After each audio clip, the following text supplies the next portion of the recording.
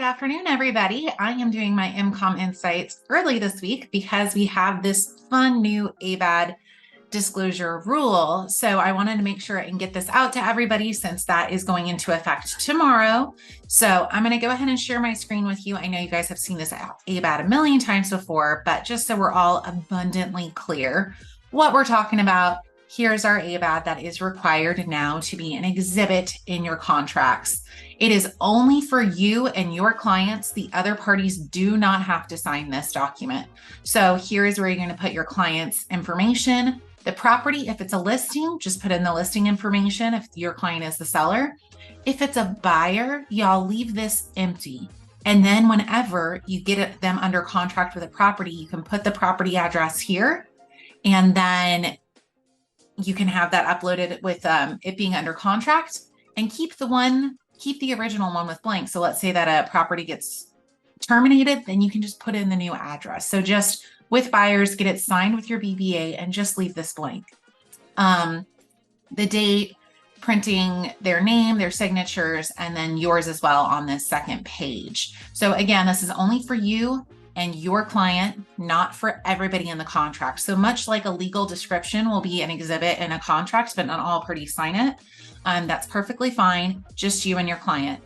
The reason that they're cracking down on this so much is because it is a RESPA violation if we do not have this. So basically, if we don't have this signed and we have a partnership with these companies that are making financial sense for us and making financial sense for them, it's mutually beneficial for us and these companies.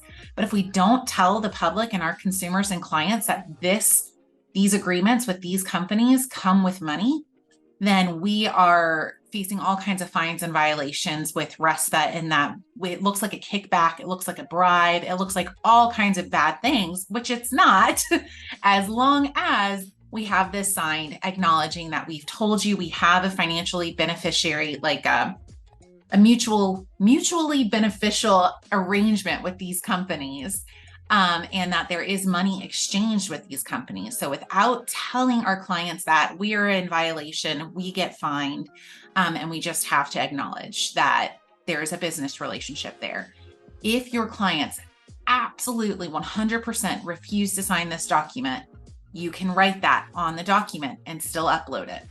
So please do not hand that out as an option, guys. This is like last resort, but that is something that if your client just absolutely refuses to sign this disclosure, we need it in writing that they have refused to sign this disclosure so that we do not get fined from RESPA for not having this with our contract. So it will need to be an exhibit in your contracts. Just get it signed with your listing agreements or your BBAs.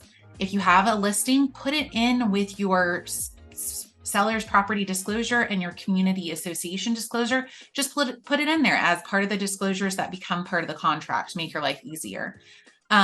If you are the one writing the contract with your buyers, just go ahead and make it part of your offer immediately. Hey, this is Exhibit C. Here's their, A is our property disclosure, B is our financing exhibit, and C is our ABAD, and just make it part of your offer. So just we'll try to make this transition as easy as possible for you guys.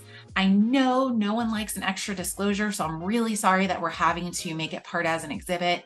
We just can't have, we can't have Keller Williams going bankrupt because we're paying RESPA violations. So that is the purpose of it. I hope that helps. Please let us know if you have any questions around this. And we're happy to help in any way that we absolutely can to make this as easy as possible for everybody. So I guess I'll see y'all next week.